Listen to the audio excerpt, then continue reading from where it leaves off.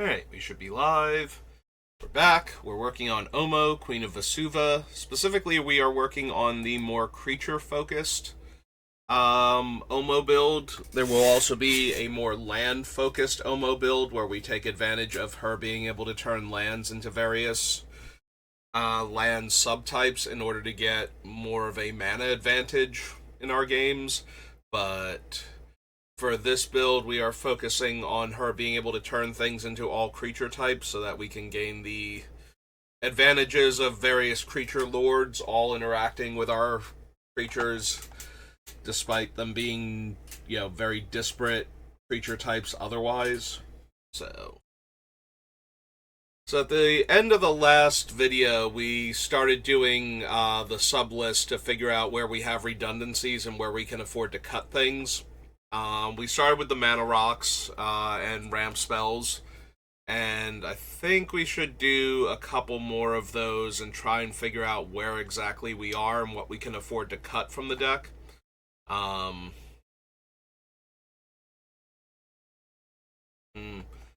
Try to think where we should start, though. We have very little removal, actually, on this list, like very few ways to interact with our opponent's things, so I'm a little worried if I start with that, I might realize that we actually need to add cards in to deal with our opponent's permanents. We do have a fair number of counter spells, which is always good, but not, good enough. We can't have our opponents resolving things, and then we can't interact with them properly. Because it's not like we're running a ton of bounce or anything where we could bounce the thing back to their hand and counter it on the way back down or anything like that, so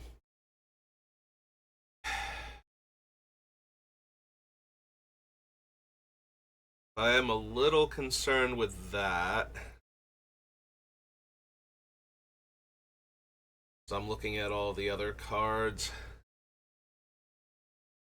I think I was considering cutting allied strategies before because we have a lot of other card draw in the deck, actually.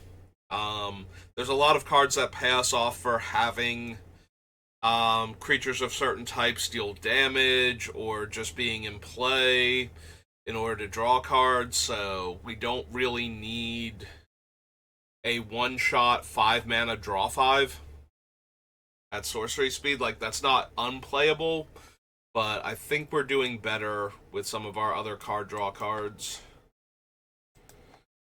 And I didn't mean to cut that the other day, and it was one of those, I saw it when we were going through and cutting things that specifically work for the Eldrazi ramp build, where we're taking advantage of being able to turn everything into a Locust and an Urza's card in order to have access to huge amounts of mana in the very early stages of the game. So I saw this card while going through that, but it wasn't the things that I was cutting at the time, was worthy of being cut for completely different reasons, and I wanted to wait until I'd gotten rid of all the other stuff to see what I still needed to cut. And then I kind of forgot about it and scrolled past it a few times. So we'll get rid of it now while I'm thinking of it. Maybe that is a good reason to do our card advantage spells then. Make sure we have enough. That I don't want to go back and add that in or some silly thing. So where is our good card draw?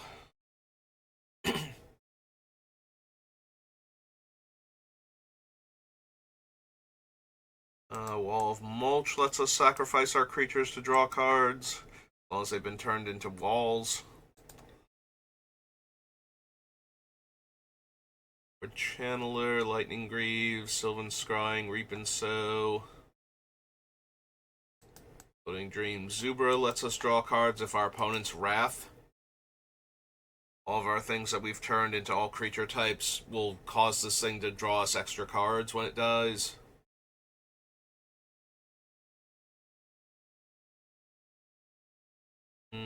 Lycanthrope Thallid is the alternative to Wall of Mulch. I don't think we need both of these, but I don't know which one I would rather have, is the thing. Like, we don't have any other sapperling producers, and we don't have any other walls naturally in the deck, so neither one of these two has any, like, built-in fodder for drawing extra cards. And the Psychotrope Thalon making its own sapperling once every 3 turn cycles is such an abysmally low rate that if I ever draw more than one extra card because of that, things have gone entirely off the rails and the game has bogged down and nobody is doing anything. So, rather than deal with that, we just kind of assume that I have to turn my things into sapperlings in order to draw cards with them, or they have to be changelings or something naturally.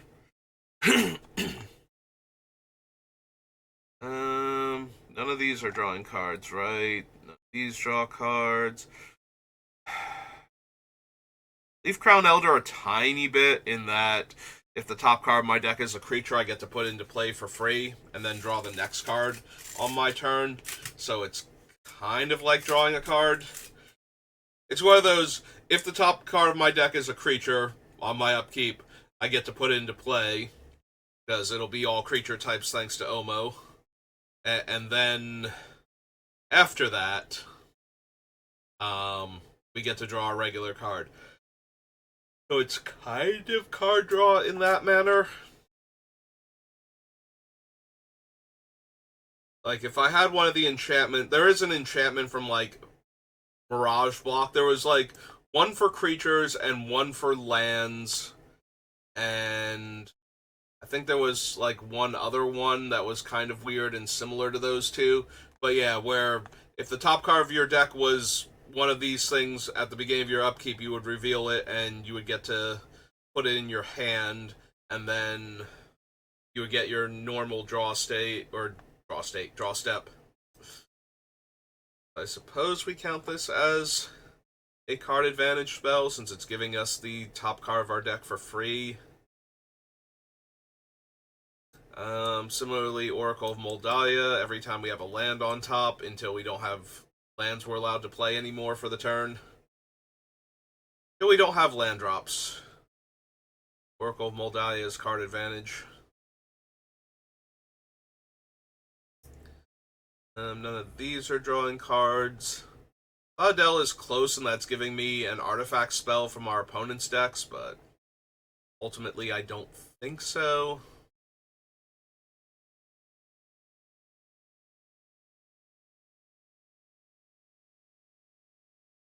Lasa's a scry, but I don't really think so. We're not trying to ultimate Ugin. If we ever did, that's fine, but I'm not putting him in here under the auspices that he's going to draw me 7 cards. I'm putting him in here so he can minus X and kill a whole lot of things. Or plus and kill something. One or the other. These are drawing me cards. Vizier kind of is. There's like a whole subsection of cards that I have on the list that let me play the top card of my deck. I don't know how many of them we actually need.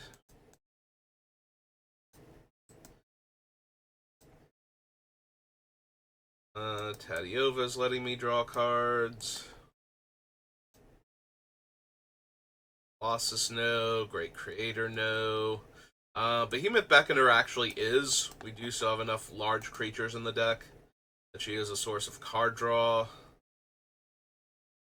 Ugin the Ineffable is a very roundabout source of card draw.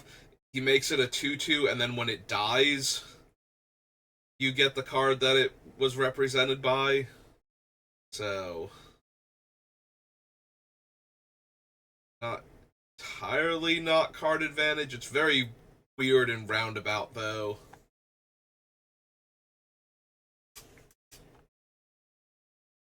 Augur lets me play cards off the top. Both of these are in here for extra card advantage. Sky Strike Officer lets me draw cards.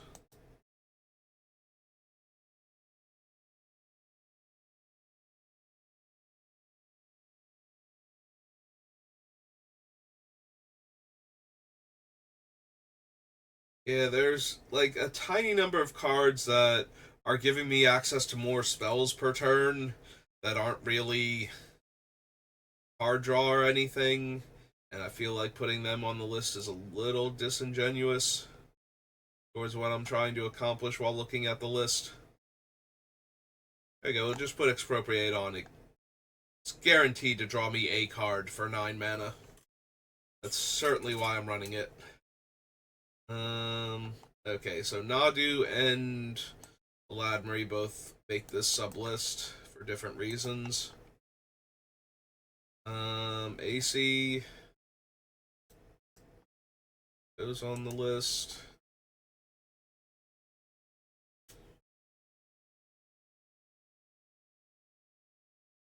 None of these. No. No. No.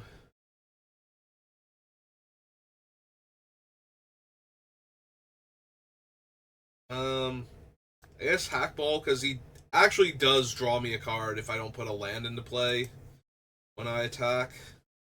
So it is actually drawing me a card, among other things.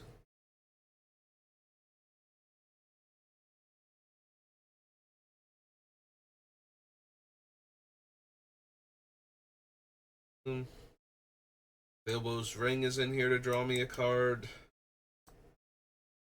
and make Omo unblockable when I need her to be. Just turn her into a hobbit. Can pick up the ring and wander off with it for a little while. Make my lands fancy. Okay. So I stand by my statement. We do have plenty of card draw here. This is our card advantage space. We have Wall of Mulch. Floating Dream Zubra. Psychotrope Thallid. Leaf Crown. Oracle. Zir. Seafloor. Yova. Yora. Augur. Nail in the Sphinx. High Strike. Nadu and Ladmeri. AC. Backball. And Bilbo's Ring. Okay. So. Oops. Get rid of that. I meant to clear it. They're all. Alright, so on the card draw list, we have 1, 2, 3, 4, 5, 6, 7, 8, 9, 10, 11, 12, 13, 14, 15, 16, 17, 18. We have 18 card draw spells. We only have room for 60 spells, and we already have something like 20 mana ramping, so I think we might have a tiny bit too much.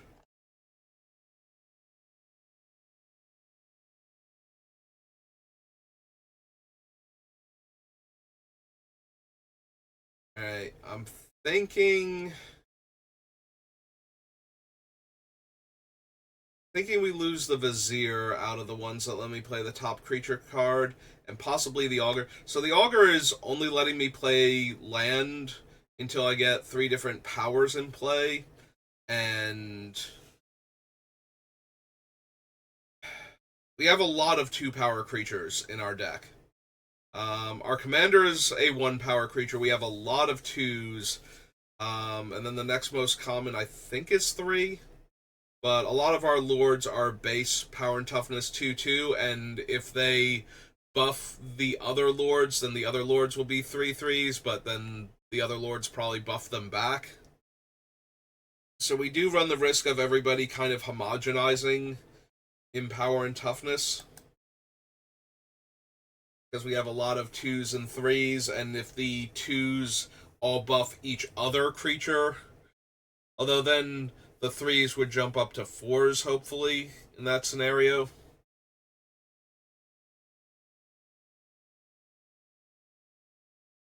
Technically, they're all jumping up to like 5s and 6s or something in this setup, but since there are theoretically a bunch of lords sitting around, each buffing the other creatures. I still think the Augur is the worst one, though. Like, it takes work to get it to let me play the creatures. It does help that it lets me play lands at first, though. So I think the Vizier can definitely go.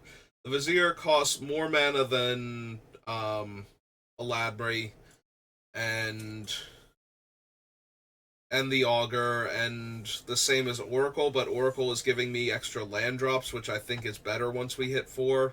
I'd rather burn through the land and be able to cast the creatures I already have than be stuck on land and be allowed to play a creature when it's on top. In the early game, anyway. Yeah, I think Vizier of the Menagerie is the weakest out of all of them, but I do think I could cut Augur. The downside to cutting Augur is that we have Tadiova and AC, both of which are, if I can get lands on top of my deck, they will let me play them.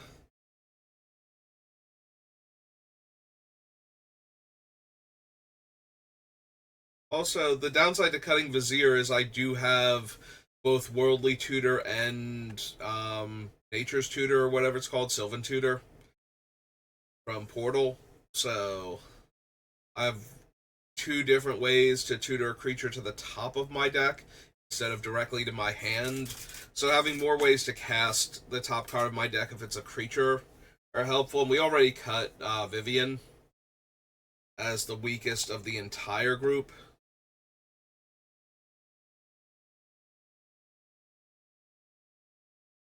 I gotta be honest, moving off topic from those for a second, I think the Zubra, while I like the idea, the problem is that there's not interesting Zubras in green to pay me off for having all of my creatures get killed.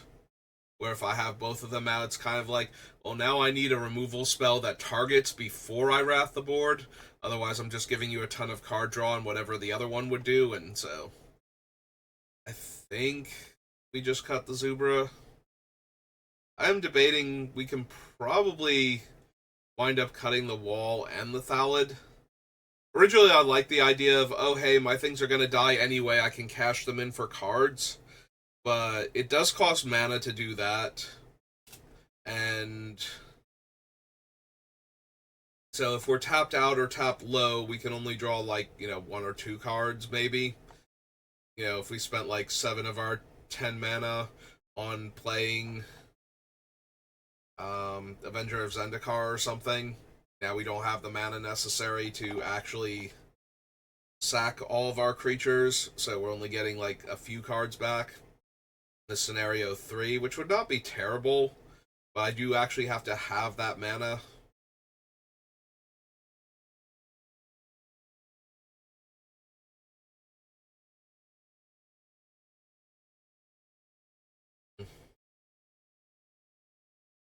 Like, I'm not an Aristocrats deck. I don't need to lose my creatures. These are more to soften the blow when I am going to lose the creatures, so yeah, I think I'm not really thrilled with either of them, and we have other card draw, so I think we're fine in that regard. Oh, I also miss Seshiro, who should be on this list, because he also draws me cards when I deal combat damage. Like, I have the Seafloor Oracle, but I'm missing Seshiro. So clear all. Let's go grab him just so the list is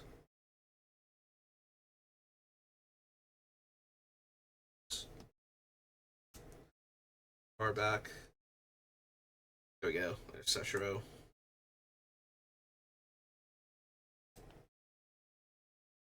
Drop back down here.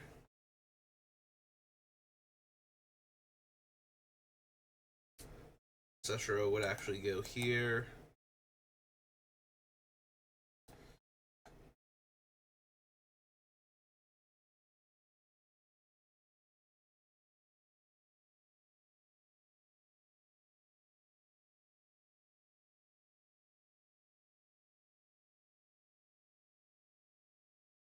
Alright, I'm not gonna lie. Oh, I cleared the list without actually getting rid of those two. Shoot. So, it's Wall of Mulch. Yeah, I got distracted with the whole Seshiro thing. Alright, so we cut the Wall of Mulch. We cut the Psychotropic Thallid. And we cut Vizier of the Menagerie.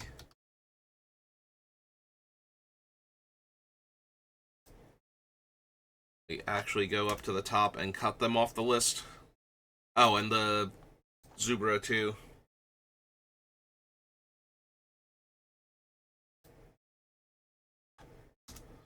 Alright, so we cut all four of those. Brings us down to 126. Alright. Back down. Alright, so I was thinking of cutting Skystrike Officer. I need three... I need three creatures, so him, probably Omo with her everything counter on her, and something else with an everything counter on it, and then I get to tap all three of them to draw a card. And I'm thinking no.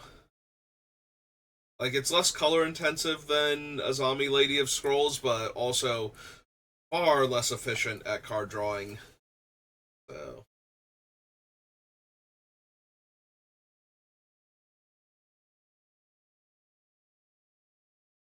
Alright. Yeah, I do feel like we should cut either the Augur or something like a Ladmery, which would only leave me with two cards that really, I guess three with the Leaf Crown, that really care about what the top card of my deck is at any given point in time. Which does diminish the value of the Sylvan Tutor and the Worldly Tutor. So we might be able to cut those. I'd probably still keep Worldly, but Sylvan Tutor gets a lot weaker. Okay, so let's go find the Skystrike Officer. Get him off the list. Go up to the top and it's down to 125. Roll. Save. Okay. But yeah, I think we need to cut a few more cards out of both the ramping and the card draw in order to make sure we have enough room for everything else. But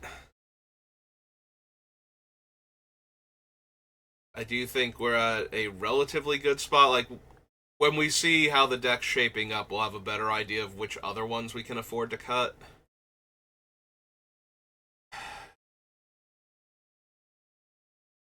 I'm thinking we can lose Mystical Tutor, honestly. So, the biggest strike against Mystical Tutor is that a lot of the ways I have to play cards from the top involve them being creatures or lands, and while we do have a fair amount of card draw, not a lot of it is at instant speed. So, tutoring for a counterspell doesn't actually do anything here. If we need the counterspell immediately. So I do think that eats into Mystical Tutor. I also think we can get rid of the Sylvan Tutor. We have Worldly and we have Survival. So Nope, not Sylvan Scrying, the other Sylvan card. Don't think we actually need either of these two anymore.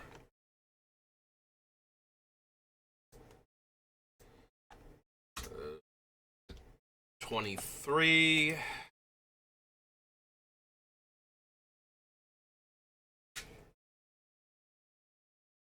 Alright, that's true. What if we look at the cards that actually are the focal point of this build? So we want the cards that benefit from becoming other creature types and benefit other creatures being other creature types. So we want our lords and similar cards.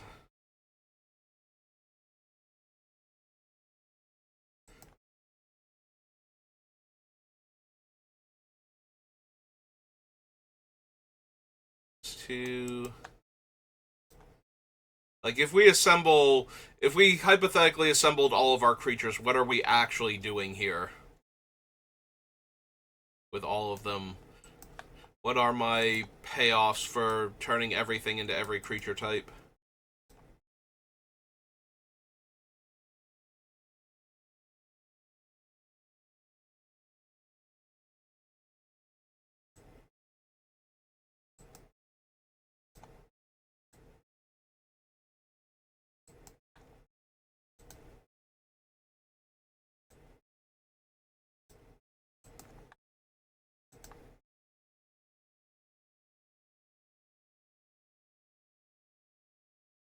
Yeah, Avenger is definitely one of them.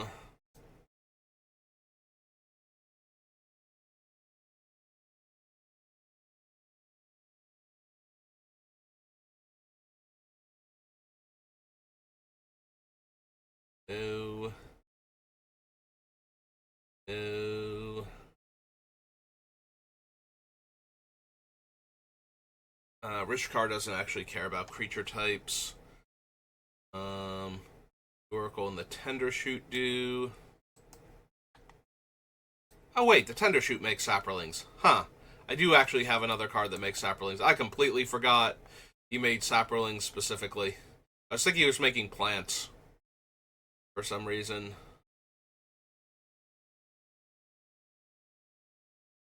Alright, never mind. I did have a way to make Saprolings other than...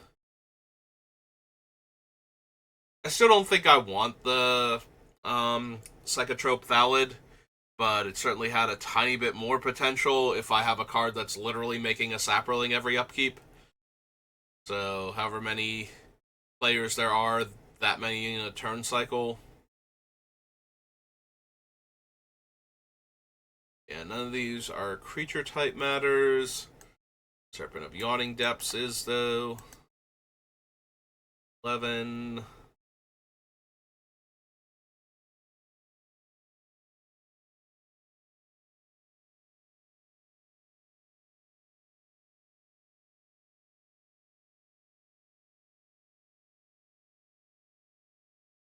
I mean, the Roaming Throne is a payoff for all of our creatures being the chosen type.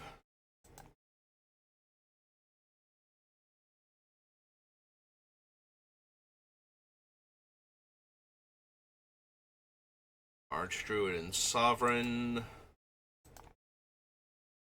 The Unreal.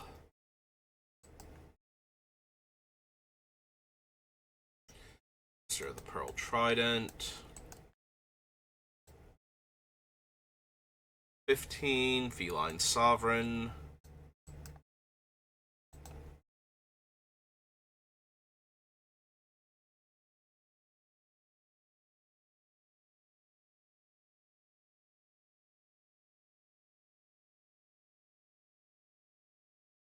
Kindred Summons as a reward for my things being the types that being all types basically, so that way I can choose which one I'm trying to tutor for. Min is a pseudo illusion lord.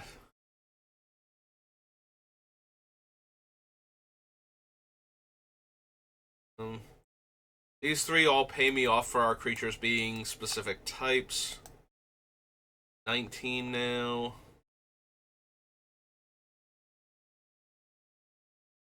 Corsairs and Hackbull. Sage pays me off for the land types. And Bilbo's Ring, not really. Like, a little bit, because I get to turn it into... Or I get to equip it for less mana, but... While that's certainly a thing, it's not much of a payoff. Alright, so... These are my types matter creatures and spells.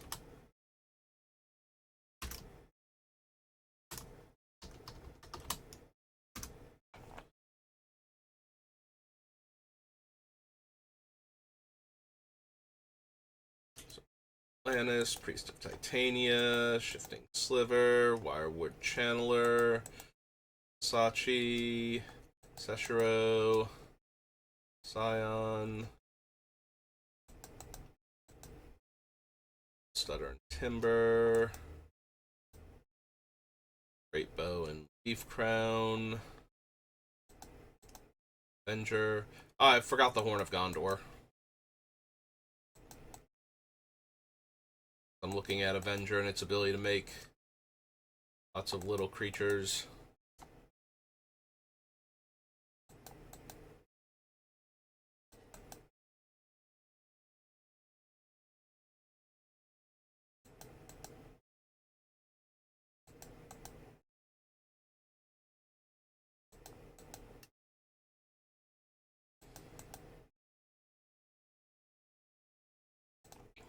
Alright. Go find the horn real quick.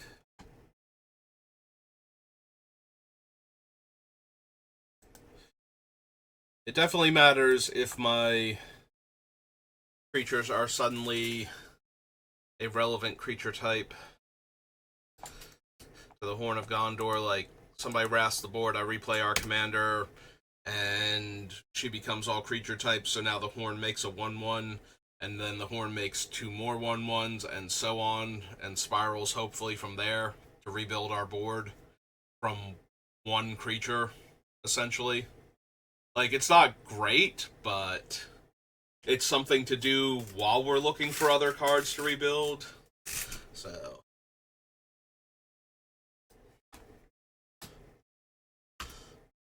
And it certainly gives us a ton of extra creatures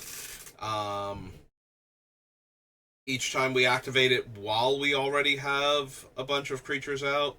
And then if we don't have anything better to do, we can put everything counters one at a time onto the humans and make them human, merfolk, elf, Eldrazi, whatever else we need them to be at the time.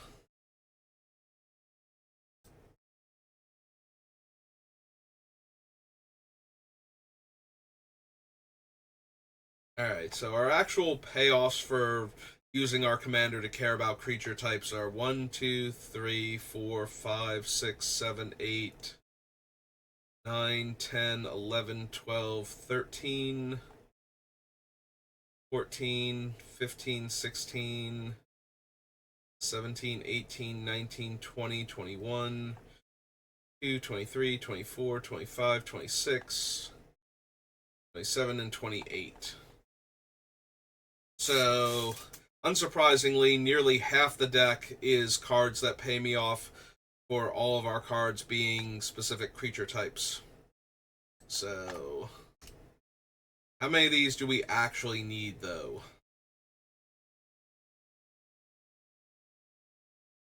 Is the question.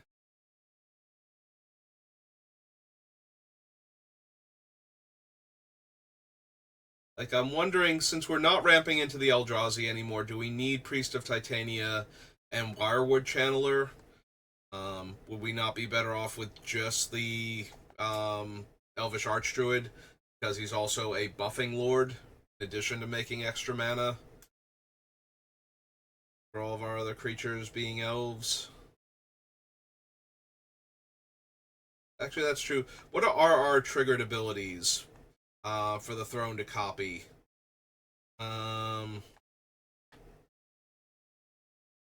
So these are statics. This is an activated.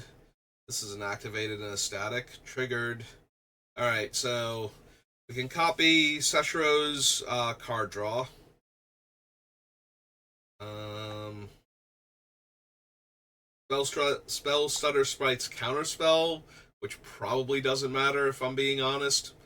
Like, it's very rare that there will be two spells we want to counter, so it more matters if an opponent can counter the triggered ability but couldn't counter the spell Stutter Sprite itself. Um, that's not really a thing. Leaf Crown Elder would trigger twice, so we would need to have two creatures on top for that to really matter. Um, Avenger would trigger twice, both to give us extra plants and to put more counters on them if I've chosen Elemental. Otherwise, we only get the extra counters. We don't get the extra plants when he comes in.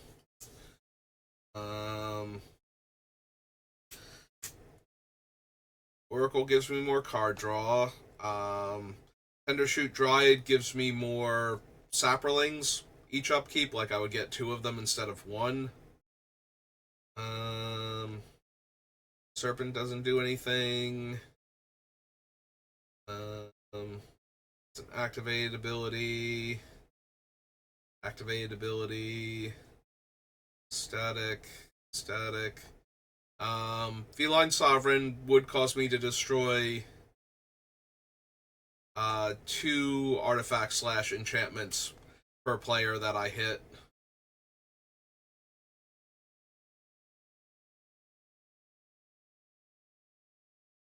Min would trigger a second time, but I would need two permanents with CMC less than or equal to the power of the illusion that died for that to be relevant.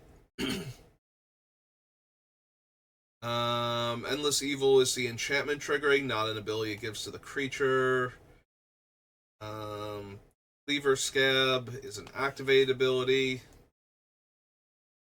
Baru's activated.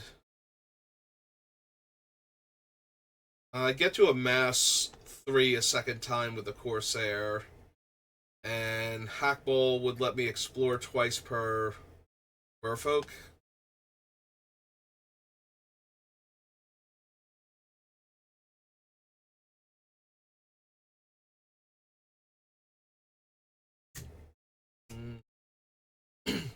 Alright, so we currently have enough for Roaming Throne.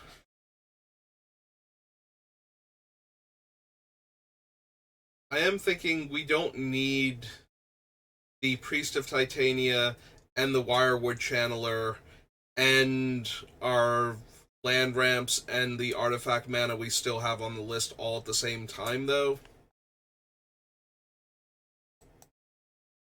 And I think the creature-based ramp is the weakest in that regard, so I think we can get rid of Priest and Wirewood.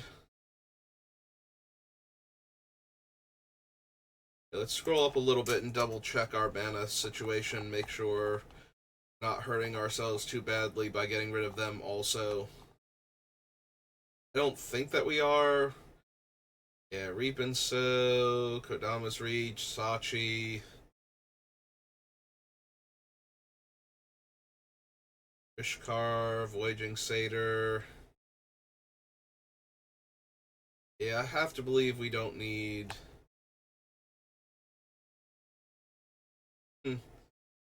And Wirewood also did not make it down here.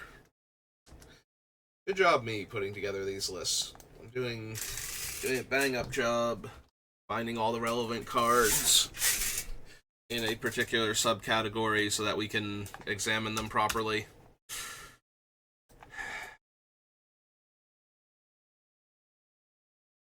It's not like I cut them off the list already. Okay. Alright, so that's 121. Get rid of those two. Alright, one more card, and we only have to cut half the remaining cards on the list, and we'll be done.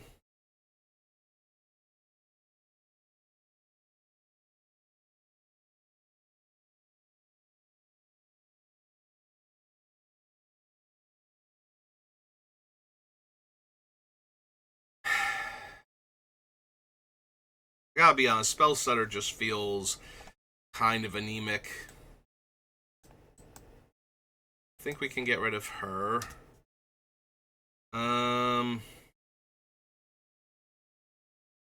Scion is so tempting to get rid of.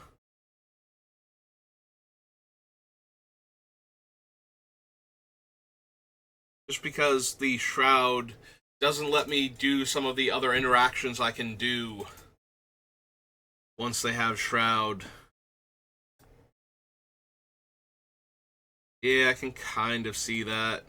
Which is a bit of a shame. I do like being able to flash it in, protect my things with everything counters on them, but then I can't ever move equipment around. I can't put more everything counters on them just to trigger like Nadu or something. In fact, I really can't trigger Nadu ever again while Scion's out. Because my opponents also can't target my thing, so nobody can target my thing, so Nadu's kind of out of luck there.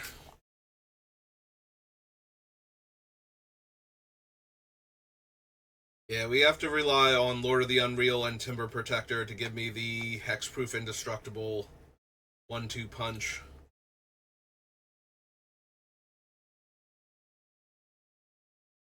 I guess at the end of the day, Lord of Atlantis is just a worse Master of Waves. Or not Master of Waves, Master of the Pearl Trident. So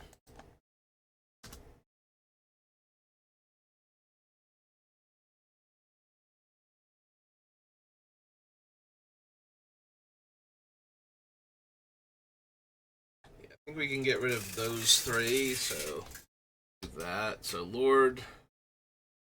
Alright. Lord of the Unreal, so Atlantis. Let's do Atlantis. There we go. Lord of Atlantis off the list. Scion off the list. And Spell Stutter, which should be right around here. Yep, there it is. Alright. Got those three off. Leaves us with 118. Still got a little bit of time left, so what else can we get off of this list? Make it a little easier on ourselves.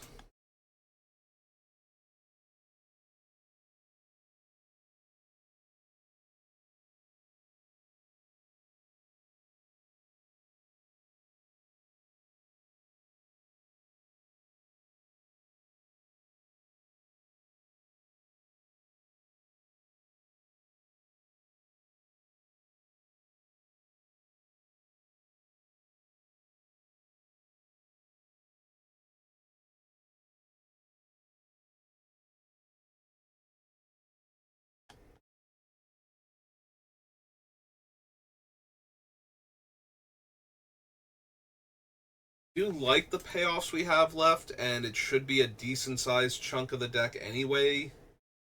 Do that, but I don't know that we have room for all of them.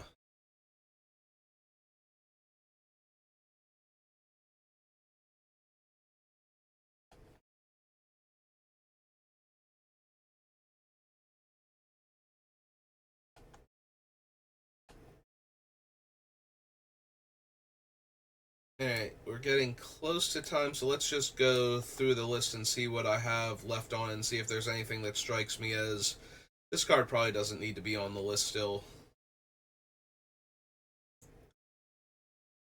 Growth, Worldly Tutor, Survival, Crop Rotation, Palancron, Shifting Sliver, Lightning Greaves, Scrying still. There is some temptation to lose like the scrying and the whatnot because we don't have as much need for the huge colorless mana ramp. Like I do still have a few large colorless spells on the list, so it does help to be able to go get them, but we might be running a few too many ways to do that, and we might be better off just ramping normally, and then when we happen to draw them, Or like I don't even necessarily need mine and power plant on the list because we will turn everything else into Urza's tower, and we don't necessarily need the 7 mana that the three of them make by the time we assemble all three. We probably just need like 2 or 3 more mana in order to push us up over the top. Be able to cast like one of the Ulamogs or something.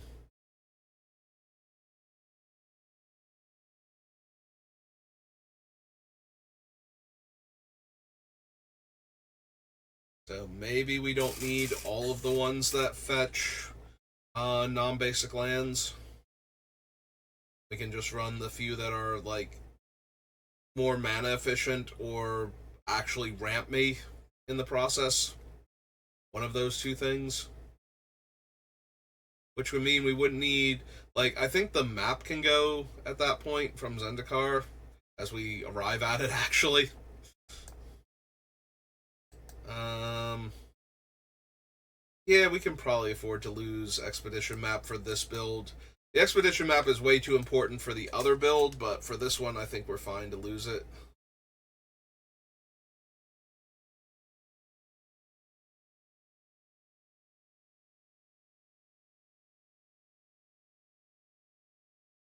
Yeah, I'm wondering if I'm not holding on to too many of the ramp builds cards just because we can ramp with them when they're not the main thing that we're doing anymore. We'll have a build where that is the main thing we're doing, and we'll get back to it. If I'm going to actually cut mine and power plant, we can probably afford more readily the access tunnel and rogue's passage, so we don't really need Thassa as another way to do that, and we don't have a lot of ways to actually make her a creature consistently. Like we don't have any like we're not running future sight or things like that where we'd have a whole lot of blue pips on the table in a couple cards. So if we're turning her into a creature, it's because we have like 2 different Merfolk lords out with her, basically. I don't think that's a good enough reason to run her.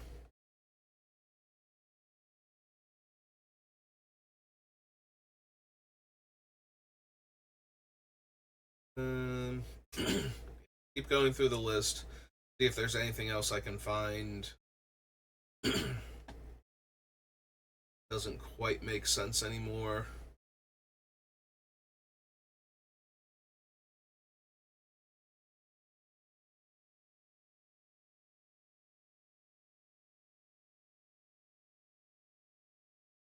Yeah, we probably don't need Korra.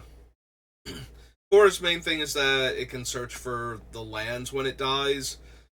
Um, that's neat and all, but at the end of the day, it's a 5 mana 4/4 flyer that might die into an okay creature afterwards, and I think we have better cards on our list than that, and we need to make room for them. So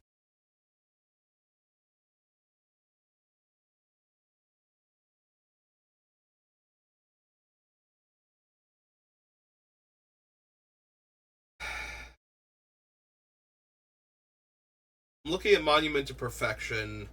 So we need to have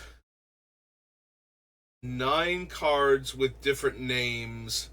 So any forest or island we have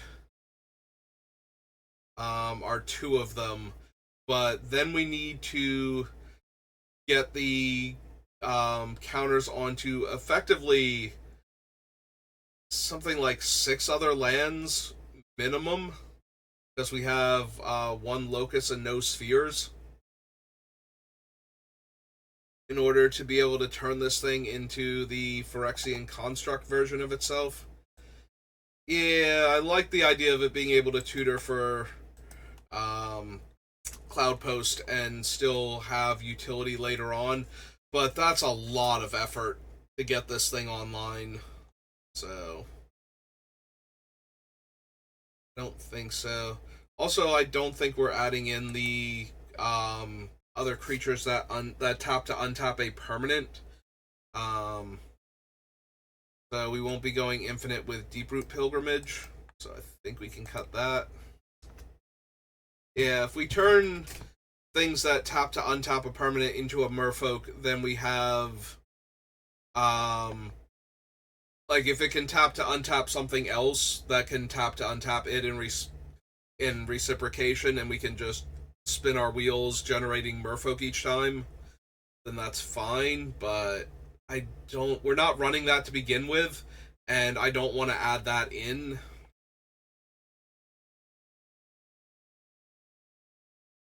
Like the things that we have tap to untap are lands, not permanents.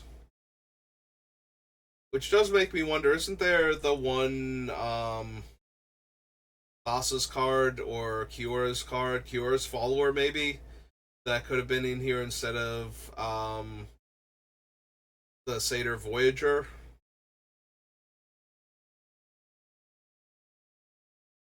Because then it would be able to untap any permanent, not just the lands. Which is fine, but I don't think essential for the deck, so I can consider going back and changing that though if I want to look it up later, but right now we're just past the 50-minute mark, so let's finish going through the rest of the list and then cut these cards off of it. And we'll call it there for today. Honestly, we probably don't need Spellseeker. We only have like 4 or 5 spells, I think, that it actually goes and gets. We have 2 different counter spells in Counterspell and Mana Drain.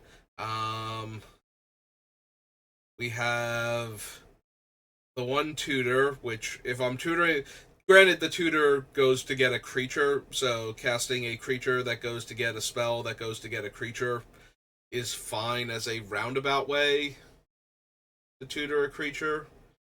We can get Sylvan Scrying with it, which I think is one of the strongest arguments for it staying in the other deck, but not this one. It can go get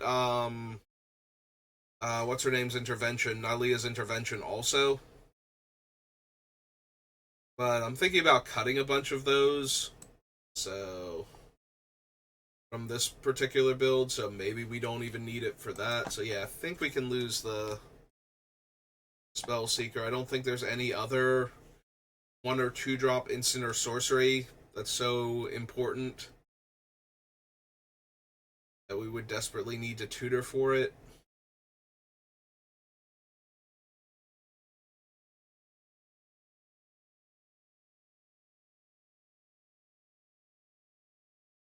Mana Crypt and Bilbo's Ring. Okay, so if we copy the Mana Crypt, we had 7 out of 24, so we had 6 cards on the list. So that drops us down to 112. Alright, we're making decent progress. Hopefully we can finish this particular build of Kiora this week.